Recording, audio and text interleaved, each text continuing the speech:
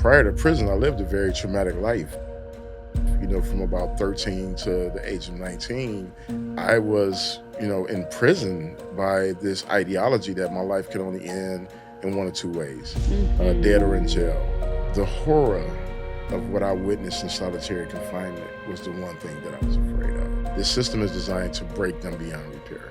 But my spirit being able to be intact when I left that environment is nothing short of a miracle.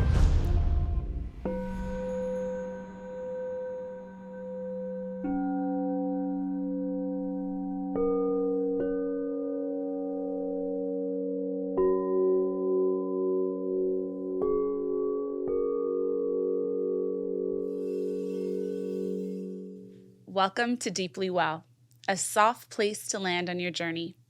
A podcast for those that are curious, creative, and ready to expand in higher consciousness and self-care. I'm Devi Brown. This is where we heal. This is where we become. Today's show has been about 2 years in the making, maybe. It is one that I have been so excited about, and I just have a feeling that as you settle in to listen to this show, you might want to get your journal, keep it handy. You might want to get some tea, and you might just want to find, if you're able, a comfortable place to sit as we dive in to the story of a truly, truly incredible person. Today's guest is Shaka Senghor, who currently serves as the president and creative director of Shaka Senghor, Inc. Shaka is a distinguished author with his memoir, Righting My Wrongs, Life, Death, and Redemption in an American Prison, achieving recognition on the New York Times and the Washington Post bestseller lists. His sophomore mainstream release, Letters to the Sons of Society, was released in 2022 to critical acclaim and was a 2-time Porchlight bestseller. His 2014 TED Talk, with over 1.5 million views, Why Your Worst Deeds Don't Define You, was featured in the Year in Ideas Roundup. Shaka is the recipient of numerous awards. He was recently recognized by the Oprah Winfrey Network as a Soul Igniter and the inaugural class of the Supersoul 100, a dynamic group of trailblazers whose vision and life's work are bringing a higher level of consciousness to the world around them and encouraging others to do the same. He is taught at the University of Michigan and shares his story of redemption around the world with top businesses, universities, and in popular media. Today, Shaka's priority is shifting societal narratives by creating content with deep social impact and high entertainment value. Woo! Welcome to the show, King. Thank you so much for having me. It's such a pleasure to be here. I know this was, a couple of years in the making, but I believe in divine timing. And so I am super excited to be in conversation with you. Oh, I'm so happy. And on the drive over here, I was thinking about when we met. We met a couple years ago, which is why I say 2 years in the making, because that was like our moment of meeting. Yeah. We met in New York. We were both at the Mental Wealth Alliance Expo, which is a phenomenal, incredible event that has gone on for the last 3 years. Yeah. That is the brainchild of my dear brother, Charlemagne the God. Yeah. And I remember, we both were there. We were each giving our own talks, and I think we were on some panels, and we were just being with the gorgeous community that comes out there. Yeah. But we just clicked right away, and I was like, "You got to get on the podcast, please." Yeah, I think that's the beautiful thing about vibrations, right? It's when you're showing up authentically, and that space is so magical. It's one of the many things that I love about what Charlemagne and Dr. Alfie has created. Yes. It's a community of people who are on this kind of quest of really understanding this deeper purpose in life. And so connecting instantaneously just felt, so authentically true to what that space really embodies. Yeah, absolutely. It's interesting reading your bio because it's chock full of just incredibly substantial and impressive things, kind of in a range, like in a multitude of ways, like in the business world, in the human world, in the understanding that you are a master teacher for the world, that you're in high service with what you have experienced in your life and the way that you have moved through it and used it. But even in reading this, it's like it really doesn't kind of scratch the surface Yeah. on the depth of experience in your inner world. Yeah. You know, Yes, it's the funny thing about bios. I always cringe when hear my bio being read because you're right. It doesn't really encapsulate all of who I am and what I'm about and the journey I've been on. I think it's yeah. great that we're able to kind of timestamp these moments in our career life. But when you get to like that deeper meaning, that deeper purpose, like a bio can't quite capture that, which is one of the reasons I actually write, so I can fill in kind of the things that's kind of between the lines. I love that. Yeah. I told you before the show got started, I walked in and I think the first thing I said was, I didn't wear mascara. I mean, I never do, but Yeah. sometimes when we film, I do. But Yeah. it's because I was like, she gonna cry. There's gonna be some stuff going down on today's show. I have a couple notes in my phone, so I don't Yeah. just know I'm gonna dip my head for a second to look, but Yeah. I'm not on the Absolutely. gram. Yeah. Um, All good. where I would love to start with you, something I've been thinking about is and I'm very curious your thoughts on this. When I think about the way that purpose moves through my life and the way that God Mhm. speaks to me, there are certain streams of thought that I have been exploring since childhood, and I didn't know why. Mhm. Multitude of things, like very specific things to the human condition. But I remember being in my awareness young, and I've always just kind of tracked it. So growing up, I didn't directly know anyone that had been incarcerated. I grew up with a single mom, and it was really us. So Mhm. I wasn't in close community with a lot of other people having big experiences in Yeah. that way. But it was something that was always kind of, I think by nature of growing up in LA and some of the places I grew up, by nature of being, a woman in a family of color, I think that's an experience we're always hyper aware of and Mhm. always in some ways connected to, even if it's not your interpersonal family. Right. And I remember just since childhood, I have always thought about what happens to the brain and the heart in prison. Mm. And I never really understood why, but it's something I have always, always thought about. And I think since I've come into all of the work that I do now and the way that I see the world now, it's like, I know we know this, right? And people have been on the front lines of prison reform for centuries, for decades, Yeah. have known this and have said this, but it is so inhumane, Mhm. cruel, and it does not work. Absolutely. It does not work. We are Absolutely. putting people back into the world in pieces, in Yeah. shards. Yeah. And it's making it's like the most, next to like slavery, it is the most gaslighting I think Mhm. we could ever do to a collection of people in this Yeah. society. Yeah. It's Yeah. Yeah. No, I mean, it's one of the saddest, parts of our culture is how we have handled these systems that have a profound impact on not just the black community but the world at large. When you think about, there's over 2.5 million people incarcerated at any point in time, about 17 million people who have felonies, and so. When I think about even my reentry into society, I had to do a lot of work before I got out. mm, And one of the most heartbreaking things that I experience to this day is watching someone come home who really isn't whole. It's almost nearly impossible. I remember at one point, people used to be like, "You're an anomaly," and I used to reject that. Like, I'm not an anomaly. Like, I know mm, so many incredible human beings in that environment, and while that's true, there's some things that I had to discover on my own journey in regards to like how deeply and profoundly impacted my life was by incarceration. mhm. You don't go through that level of trauma and not come out with deep scars. A lot of those scars are invisible, for a lot of us because we come out as kind of high performers, um, and even that ability to perform at such a high level is really triggered by our trauma of not wanting to fail and not wanting to be tripped up and trapped back into that environment. And so it's kind of like you're on this, you're running, you're running from this past. And so in recent times, I really started to kind of peel back the layers. And what I discovered was that one, I came home with arrested development. I went to prison when I was 19 years old. My God. But that was only the beginning of my understanding, is that prior to prison, I lived a very traumatic life. From about 13 to the age of 19, I was in the streets. And the level of trauma, though the street culture has been glorified, we just don't talk about. We don't talk about the trauma that young Black males specifically experience in our walk through life. And so for, you know, 6 years before I even got, arrested, I was, in prison by this ideology that my life could only end in one of two ways, dead or in jail.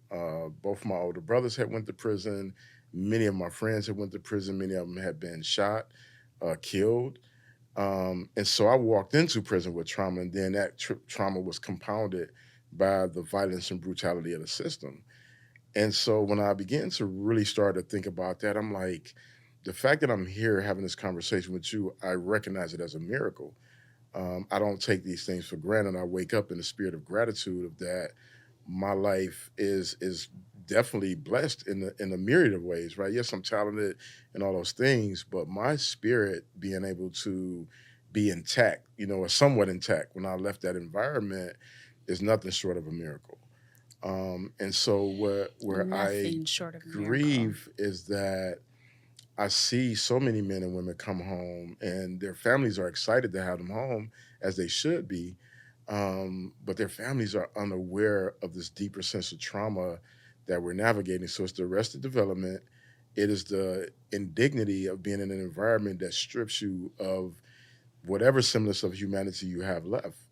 And it starts very early on. I tell people now, like, one day of incarceration is enough to break a human spirit. When you have someone, your first experience of being stripped of everything, like the physical stripping of your clothes, the access to parts of your body that you haven't even, looked into, and to know that that's normalized in that environment, so that brutality playing out over and over is where, I'm constantly thinking about how do we humanize and help people understand that we can't hope for people to come out and live a productive life if we are unwilling to recognize that this system is designed to break them beyond repair.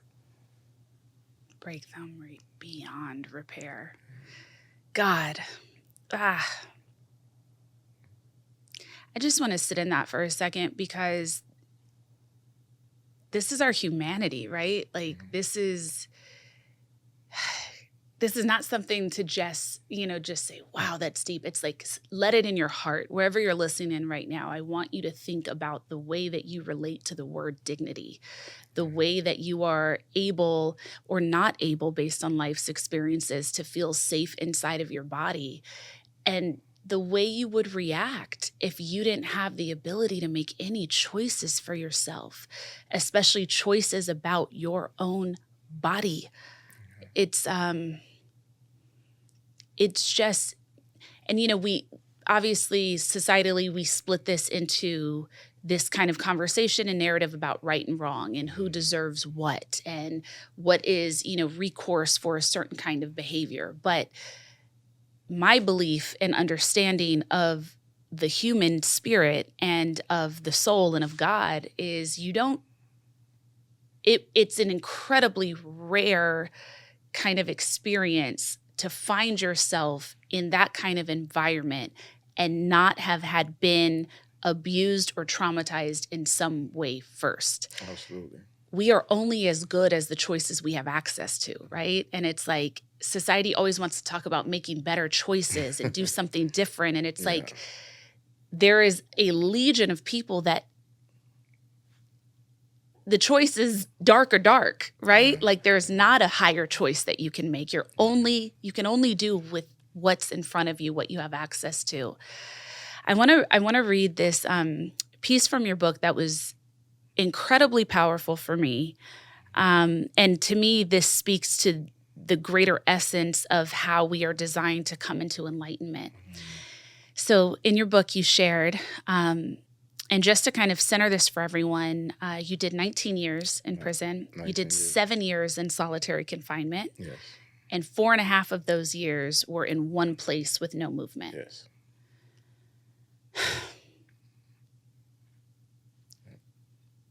It's such a miracle to have you here. Thank you. Thank you. In your book, you said, instead of solitary confinement cell, it became a university. It became a creator's den. It became a meditation room. There was nothing more liberating to me than being able to reimagine the most brutal of environments as something positive.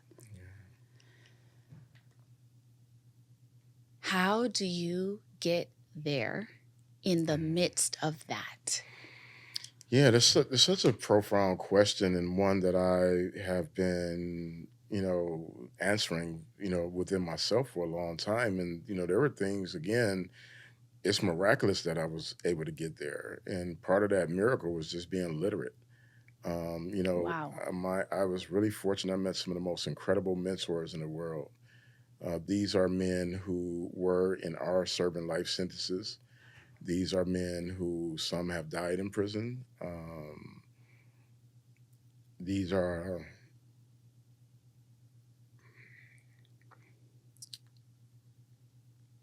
these are men who saw something redeemable in me, Mm. and they guided me to books. And I was fortunate that I was literate enough, that I can actually read and read these books. And so, books became like a portal into other worlds of possibility. Reading people's story who had went through adversity, who had overcome adversity, who had to navigate the brutality of the systems that existed during their times. Those books helped me understand that um, no matter how many times life knocks you down, you can get up. And if you decide to get up, you have to get up swinging. And so I began to kind of structure my days almost as if I was at a university. Wow. And I would study a different subject matter each hour, whatever books I had access to. Sometimes I was fortunate to be able to order books. I would hustle and barter books, So I had my friends, they used to smuggle me cigarettes down into solitary for me to sell. And they would basically peel the back of law library books open, flatten the tobacco, wet it, and then they would, glue it down with toothpaste, put it in the books. Then I would get it. I would let it dry out, and I would just like roll up these little cigarettes, and I would have guys order me books. I would have them order me notepads so that I can write. Um, but those books were portals. They were portals into another world, and I know I would not be here if I was not literate. When the OGs, as I call them, when they was trying to help me see that, I would one day be free. I just didn't believe it. I was 19 years old looking at 2 decades. I mean, at 19 years old, you can barely think 2 weeks down the line, let alone 2 decades. And so words alone weren't enough. Yeah. And when they introduced me to books, it was really interesting because it wasn't the books that people think. Like, they introduced me to books like Pimp by Iceberg Slim, Dope Fiend, Donald Goins. But those stories cracked open the idea that I can escape. I can get out of prison anytime I wanted to by opening up a book. And then once those books were exhausted, they was like, now read this Malcolm X autobiography. And what I saw in Malcolm's story was this determination, this will. I know people, think about his work as as an activist or a human rights, civil rights, leader. But what I saw Malcolm as was an intellectual. Oh, yes. Somebody who was curious, somebody who was willing to read a dictionary from A to Z. And what Malcolm's book did was it led me to all these other books. It led me to reading philosophy and understanding, self-help books and poetry. And, some of the most brilliant writers from the Harlem Renaissance were like, I was able to escape into those worlds, but also read to escape into other worlds. It's like Jackie Collins' Hollywood Wives, it's like those books were like so turned up, and, Sidney Sheldon and Stephen King, and, all these books allow me to escape, and that was how I was able to maintain my sanity. It was a book that even helped me become aware of what happens when you're in solitary confinement. There's a book called Cages of Steel. And in the book, there's a psychiatrist. He's outlining exactly what solitary confinement does to the human mind. And how, and this book was really about how they broke up the Black Panther Party, Black Liberation Army, Native American Indian movement. The idea was to use solitary confinement as a tool to really drive people crazy. And so when I would see myself drifting into some of the things that he outlined, I would just grab a book. And a lot of times I would just open up to any page and just start reading. And usually it was like, Nelson Mandela, it was Assata Shakur, it was As a Man Thinketh. And so just the ability to grab a book and open a page, it jarred me out of that moment, and then, I'll tell you this last point. This is when I knew I had to fight for my soul. There were two things happening. One, I wanted to transform my life because I had a responsibility to my oldest son. But I also knew I had to save my soul. And I remember this officer coming to my cell, and he wanted to do a strip search. And I'm already in solitary confinement. And this guy was uneducated, inarticulate. He looked very, just ragged and torn down. And I remember saying to him, like, I will not give you the dignity of stripping me. So whatever the consequence is for that, then let's come on with the consequence. And what I decided upon was that I would never let anybody who is intellectually inferior to me dictate the choices and the decisions that I make in my life. That's how I knew I would never go back to prison.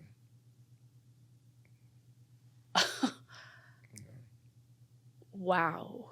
Wow. Yeah. Wow. That is so powerful. And that power, right? That's the transcendence.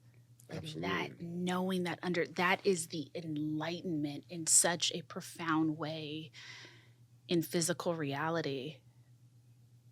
Wow. There's so much of what you just said that I was trying to keep track of my notes in my mind of like, I want to go back to that. I want to go back to that. Okay. First, just interesting to me. When I was 13 and 14, I read Pimp and I read Malcom X. And both of those books were really revolutionary to me in a lot of ways in understanding the human psyche, the human condition. And I've kind of noticed, so Malcom X has been a hero of mine since I was 8. That's when the Denzel, Spike Lee, Malcom X movie came out. 4 hours long. Wow. I remember it was the summer and I would spend the days by myself at my aunt's house, right? Everybody got to work. So I was there and I would turn on the TV and I remember it was playing on a loop on HBO at the time. And I watched it every single day of the summer until I learned 4 hours, until I learned it by heart. Wow. And so I think Malcom X is one of the greatest beings to ever grace the planet. And I think we are so incredibly fortunate to, he was not alive in my lifetime, but within my lifetime, his work has been very felt and relevant in powerful ways. But something I've noticed, and I'm curious what you think about this, I've noticed that there's always two versions of a hero at any given time in history, right? So while we had Malcolm, we also had Dr. King, we had Martin. But while I can feel profoundly grateful for the power of Dr. Martin Luther King, I felt more connected to Malcolm's message. Very similar when I think of other heroes in my life, like Tupac has been I've been in a lifelong deep connection with his music. And I think that there is something to having a traumatized experience and being able to come into the power that you just described in that cell that resonates with my soul based on my life and the complex trauma I've experienced. And the radical nature of that is something that is always, much like we're describing and how people end up in prison. It's like those that are a little more radical in that way, whatever that word means to society, seem to be invoke such a violent reaction in people.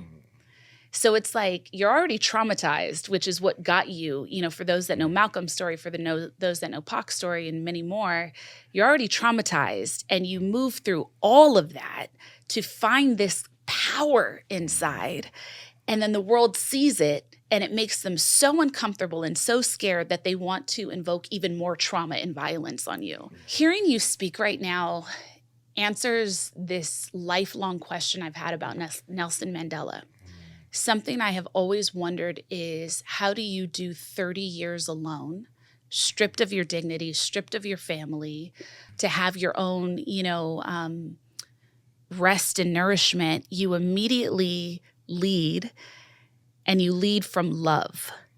That has always just boggled my mind. And hearing you speak, now I understand what the path is. It is this profound awakening inside. Absolutely. Yeah, inside of us is just these beautiful unexplored worlds. When people hear my story, sometimes they're like, I can't imagine myself going through what you've gone through. I couldn't imagine it either until I was there. And being able to explore that internal world, which I found that, when you think about Mandela and you think about Malcolm, is that was something that they both had in common, is the exploration of their own worlds and asking questions. One of the things, I got really into philosophy while I was in solitary. I was always curious about, how does the mind work? And I remember reading the Apology, and Socrates said the unexamined life isn't worth living. And when I began to examine my life, I began to journal and write down, like, what happened to me. I started to ask these very essential questions. How did I go from an honor roll scholarship student with dreams of being a doctor and an artist to serving out my most promising years in prison? And that led to me just really being honest about what had happened, the level of trauma that my body has experienced and has been through. Is probably unimaginable to most people. The brutality of the street culture that I lived in. Most people can't even comprehend the magnitude of the suffering that happens in that space because so much of it is glorified. Um, and so for me, it's that internal journey that I'm always inviting people to go on. It's like the journey of self is beautiful.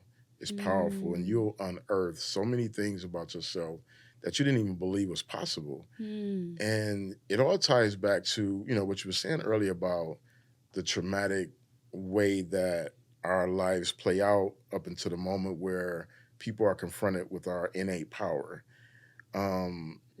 Struggle has been ordained from birth, right? Like we know the mother's story of giving birth. We can, viscerally experience, a woman pushing a child out through sheer labor and, exhaustion and pain and all the things.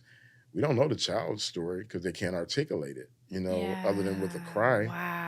But when Wow. you think about what that struggle is to get out of the Wow. womb, doctors pulling on your head, mama's pushing you from outside. So we come into this world through struggle. I mean, even through conception.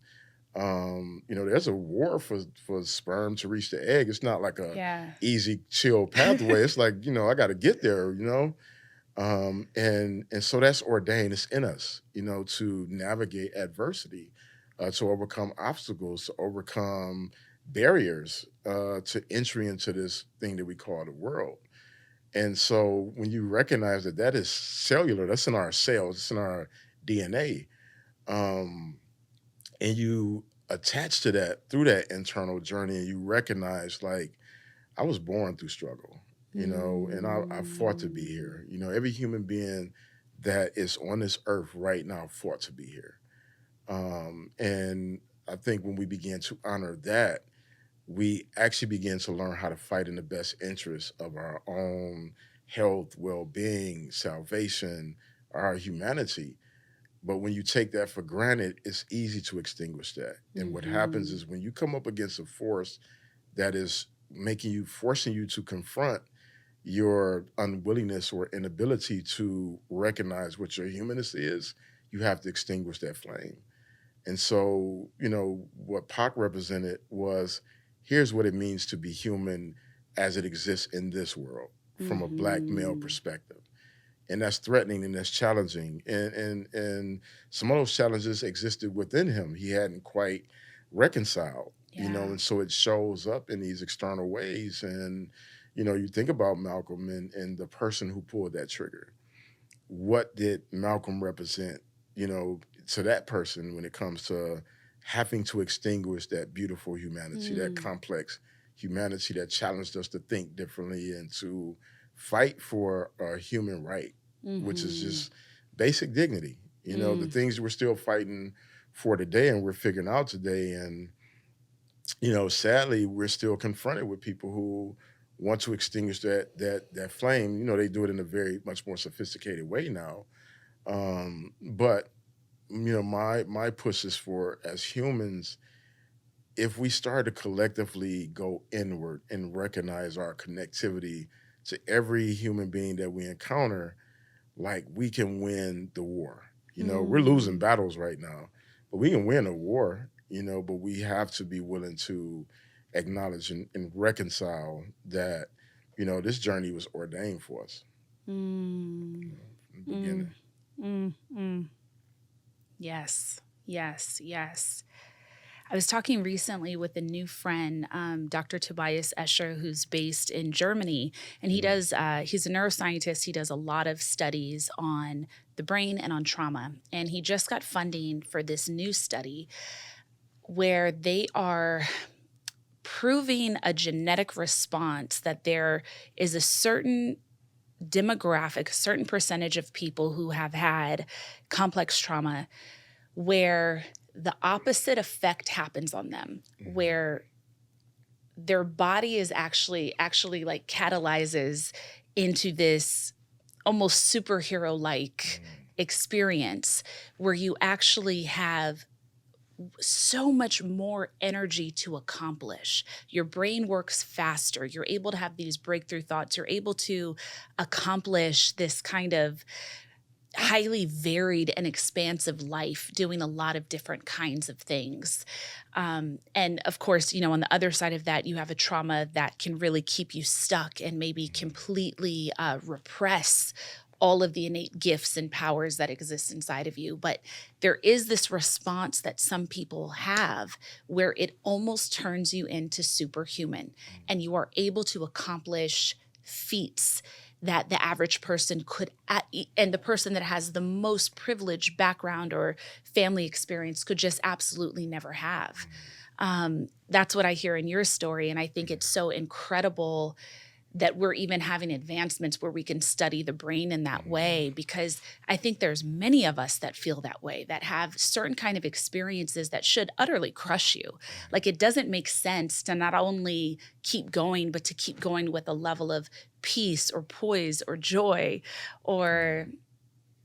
groundedness, but that is a possibility with the kind of acceptance of what is present, but the openness to expand in other ways, even Yeah. if your physical reality doesn't. Yeah. Um, I'm a meditation teacher. I'm Mhm. curious, what were some of your most powerful experiences with meditation? How Yeah. did that feel even when you got started, and where does it take you, and do you still do it?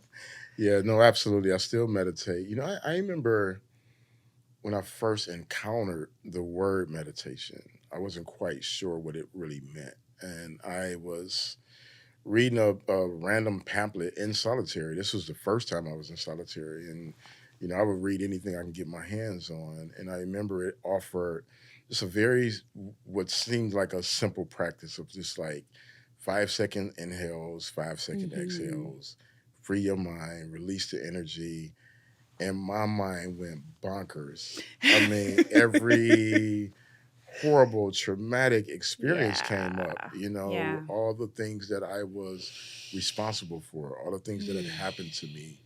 And then it was interspersed with imaginations of dreams. And I was like, yo, it's almost like that ticker tape at the bottom of like a ESPN screen where it's like nonstop information. And, so early on it was frightening, Yeah. but what God, I didn't yes. realize was that I was getting an opportunity to know myself and to appreciate myself and to value like the space that I hold on the earth, and it began to become a thing that I kind of came back to. Like it wasn't, my life was not like one of those just kind of come to Jesus moments that people often imagine for someone who was incarcerated. It was just a series of things, it was a series of trying to figure it out. Um, and what was for me that helped is I was willing to go on a journey to understand me. And I was willing to fight through the discomfort of confronting ugly things about my life, and when I think about, your earlier point of this resiliency and this kind of superhuman way of being, I know it's a response to like I've seen the worst of it. I've seen the Mm. worst of it. And if you can get through the moment, I believe this is what I learned through my meditations. This is one jewel that I live by. If you can get through the pain of the moment, you can come out on the other side of anything. Mm. And I know that to be true. Solitary confinement was extremely brutal. Um, when I went to prison, there was nothing that I feared in terms of physical safety. I had been shot. I had shot people. I had ducked bullets. I have had people duck bullets. So I had been through all the trauma. I had been beat and jumped and robbed and, all the traumas that, comes with the suffering on the streets. So I wasn't afraid, going in. I wasn't afraid for my physical safety. I grew up with older brothers, grew up fighting. I'm from the east side of Detroit. It's like fighting is a rite of passage. So I know how to take care of myself. So I wasn't afraid of that. The horror of what I witnessed in solitary confinement was the one thing that I was afraid of, Mm. is that this environment would claim my mind. One horrific event I talk about in the book is when this man set himself on fire. Oh my God.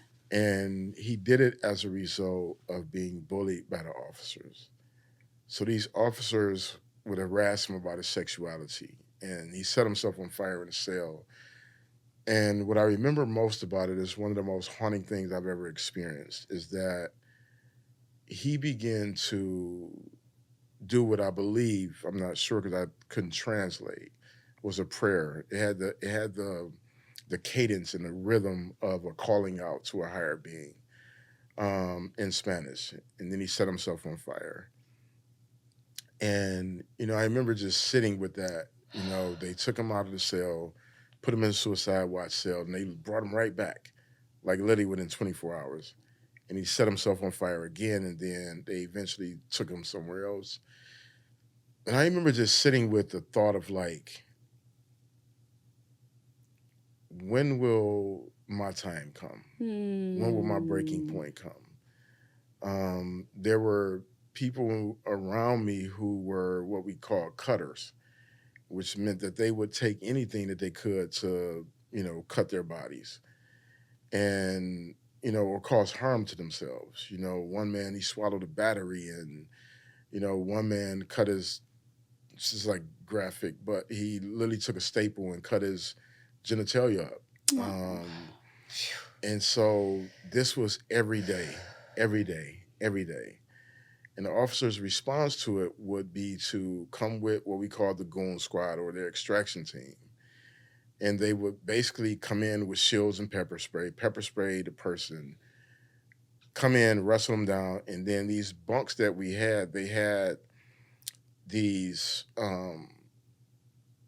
circular pieces of steel that they could loop the things that they tied us down to the bed in. And so that was every day.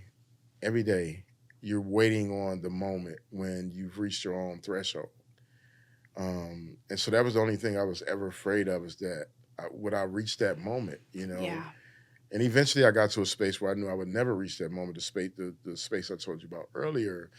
But that's the only thing I ever feared, was like I would lose my mind in there. Mm-hmm. And I wouldn't be a human when I came home, Mm-hmm. you know? And I've watched men leave there that were broken, and men that leave there who are scary human beings because they've been so damaged.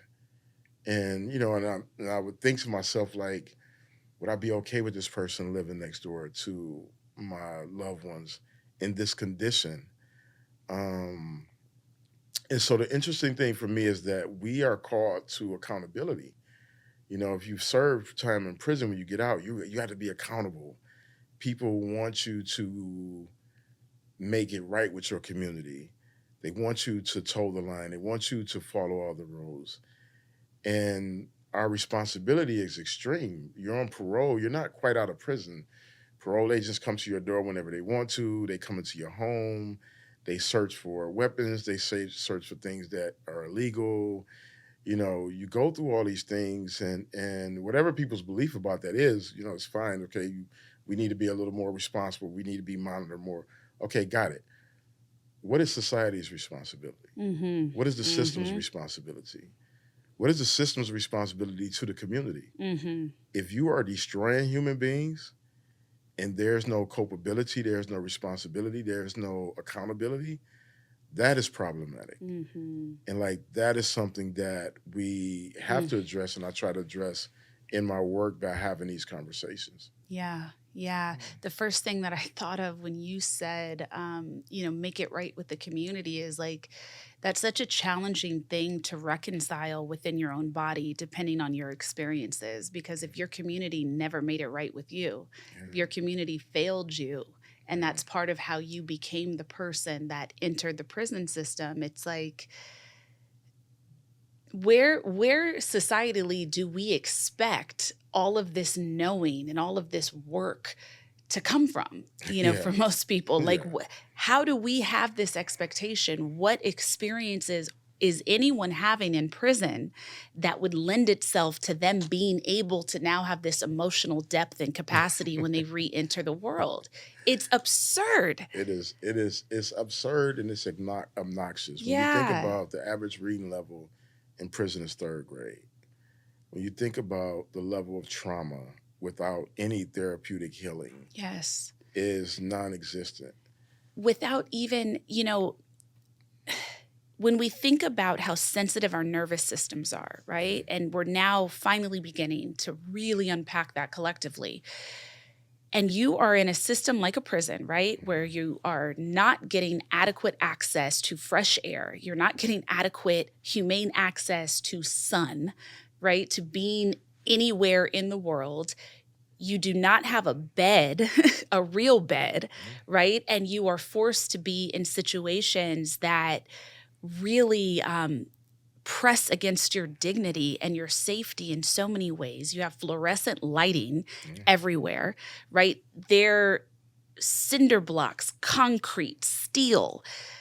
These are all things that make you completely disassociate from your physical body. There is not a way to really heal and grow yourself in that space in any capacity. You are coming out worse. Yeah, when you talk about the physical body, those are just the environmental things.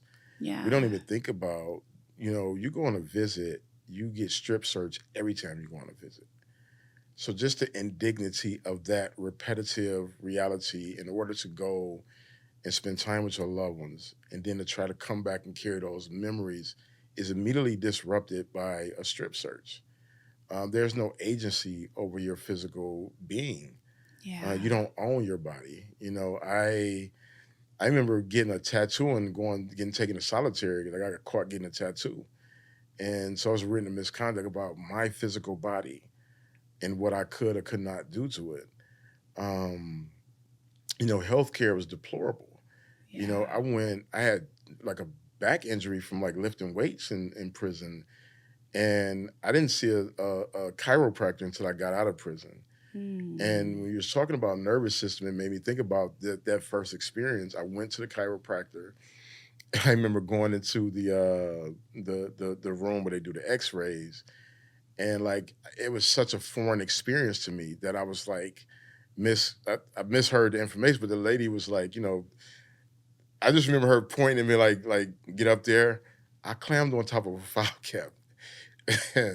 And I laugh about it because it's like so ridiculous. I was literally sitting up on top of a file cabinet when the lady came in, and she was like, "Why are you sitting up there?" I was like, "I thought you told me to get up there." She was like, "No." She's like, "I said you can put your stuff right there, And but it was the most ridiculous. I mean, it was like a tall file cabinet. I was like, these people are so bizarre. Why does she have me like climbing on the chair, getting up on this file cabinet? And it was just the reality of not even having the human experience of just going to have a regular doctor's visit and to years. figure out, all the things. So, the environmental factors, people don't consider is that, and this is part of our society, right? We're very punitive. When someone does something that we don't like, we're punitive. We're like, cancel that person, lock them up, throw away the key. There's a brutality that exists in us as human beings that we don't really acknowledge. Like, part of it is like we still operate out of our reptilian brain a lot when it comes to other people who have offended or hurt us or disagree with us, for that matter. But what people don't think about is over 90% of people who are incarcerated will at some point come home. And we have a collective responsibility in how they come home. I talk to my friends all the time about the nature of watching people go in and out, and people are like, that's so stupid. It's like, why would this person get out after all those years and go back? How is this person taught to function? Like, I had to learn things in relationships. Like, I went into prison when I was 19. I was a kid. I never had an adult relationship. I didn't have conflict resolution skills. I didn't know an argument doesn't mean finality. Because in prison, it definitely means that. It means if not finality, it means that an argument escalates to high levels of violence.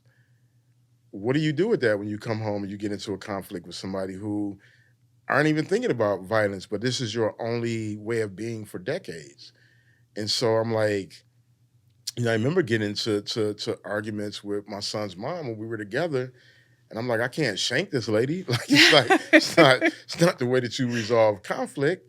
But I had never saw a argument that did not end in violence. That had for any repair to it. 20 plus years, right? So there was no, the only repair was who was going to leave the cell block, voluntary or through brute force. And so when you grow up in that, and then you come home and you're expected to just act civilly, and we're not putting the things in place to ensure that people are coming home healthy and whole, to me, that's more criminal than whatever led them down that path in the first place. My God. Yes. Shaka, I would like to talk to you as sadly I get to the close of this episode. I wish we had a couple more hours. There's a lot, so much more. But when you got out, talk to me about how you started your journey of cultivating joy. How did you start? Because another thing that I've just really deeply connected with that you've said is freedom to me is gratitude. Freedom is dancing for no reason at all. It's laughing late into the night. But the greatest expression of freedom to me now is the ability to emote and cry. Freedom is trusting that the moment you're in is divine. That's what I choose to believe. This statement is from a man that has accessed deep joy, an inner fire, an inner reservoir of innate goodness. How did you start to court joy in your life and bring it in? That's a great question. It took me 17 years before I cried while I was incarcerated. And I was in a visiting room when it happened. And the friend who had came to saw me, she panicked. It's like, are you going to be in danger because you cried? And I laughed so hard at her panic, because I was so happy that I had regained the ability to be a full emotional human being.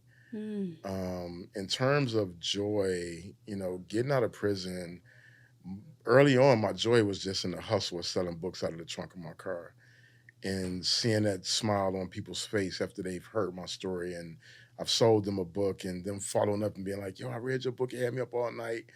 Because I love the hustle, that there was some good that you learn from hustling in the streets. And I love that, I love that energy of just like pursuing a dream and a vision. And then it was just like, friends, I have friends that I can laugh deeply with and richly with, and the experience. I have a wild family. My family is just like, I have this a total. It was a total of 9 of us. My younger brother was murdered, 2 years ago. My younger brother Sherrod was murdered in July of 21. So there's 8 of us siblings, and then we have cousins who we kind of function like siblings because all of us are like in the same age range. And my family is hilarious. This is nonstop hilarity. Like, as soon as you walk in, somebody's cracking jokes or, somebody's telling a funny story. And so my deepest joy is in connection to people.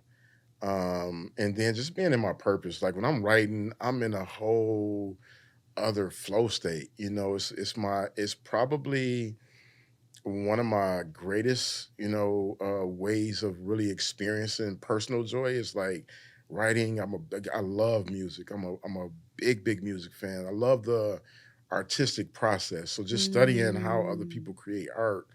And it's so great. And I wish other men would lean into the idea that, life doesn't have to be solely about all the things you're responsible for. Oh, If you can pay attention to yeah. children, like children have so much fun, doing nothing, like tearing a box up and turning it into a thing. And I love that. So, a lot of my joy is in being a dad, and really being present with my son and all the iterations of where he's at in life and mentoring. I get to meet these cool, funny, high school kids and college students who are just like on this, unmarred journey of like, we want to change the world, So Mm. to me, joy is found in pretty much all the things I do. Sometimes it's simple as just taking a drive and riding with my music really loud because I'm, still got that element of myself that's like, I'm so hood. Um, but I just try to find it in deep conversations and being Yeah. intentional about creating space for that. And I'm still getting to this next level of it. It's like I'm a workaholic. I'm all my mind is always just kind of ignited with like, what am I building? What am I doing? And Mm. so, I've learned to give myself some grace and really just take the time out to like find joy in doing nothing. It's like Mm. it's actually really dope. I love when I don't, when I can sit at home with jogging pants and a hoodie on and that's it. I don't have to go anywhere. I'm so excited. I'm so joyful. So I find it in a lot of things. Ah, Yeah. thank you. Thank you. As we close out this episode, at the end of every show, I offer our community what's called soul work. So, very often, Mm, that is a practice, some kind of a devotional mindfulness practice, or it's an mm. inquiry of thought to kind of savor after this episode ends, to apply to our own lives, to think about. So, I would love to ask if you have any soul work you'd like to share. Yeah, this is what I would love for this community to do is just take a moment and recognize the very moment that you're in, the very moment that you're hearing my voice is a sacred and divine moment and lean into that with a spirit of gratitude that we're fortunate and that we are blessed to have the sensibilities and the physical presence and the spiritual presence and the heart to feel all the things, to be present with all the things, and to really just lean into we're only here in the moment that we're actually here. Hmm. Beautiful. Thank you so much.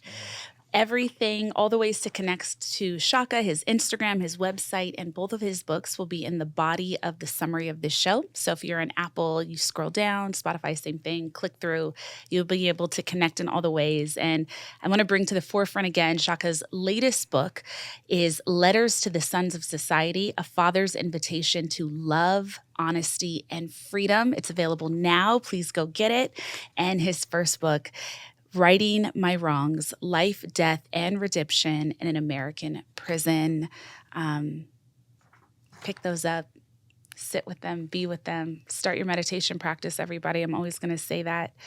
Shaka, thank you so much for joining. And I just hope that I have the privilege and the pleasure to be in conversation with you again. I'm so grateful for all of the ways that you've shared on this show, for everything you have chosen to transcend into in your life, and the way that you share that with all of us through your work. Thank you. Thank you so much for having me. Truly an honor. Thank you so much. Namaste. Namaste.